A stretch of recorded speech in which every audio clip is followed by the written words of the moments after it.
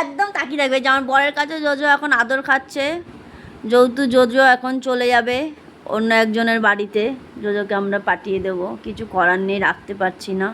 কারণ হচ্ছে আমি আসলে বাড়ি থাকি না, তো ওকে খাবার দাবার দেওয়া অসুবিধা হয়। আমার বাড়িতে যদি আরেকজন থাকতো ওকে রাখতে আমাদের কোনো সমস্যা ছিল না।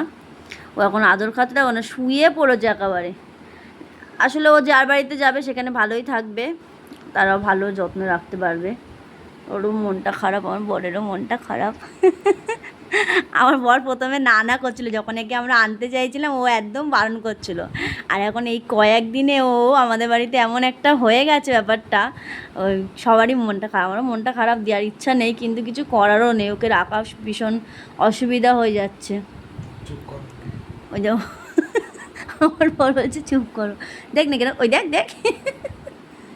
আরে ওর মশা কামড়ি যে পিঠে, ওই জন্য ওরকম করছে, একটু মাঝে মাঝে এরকম করে দেখ। ঘুমাস না, এখন জায়গায় থাক, একটু বাদে ওইখানে গিয়ে ঘুমাবি। Tata, bye bye Jojo. আদর খেতে খুব ভালোবাসো, আর ও আদর করতে সবাইকে খুব ভালোবাসে। মনটা আমার বরের খারাপ গো।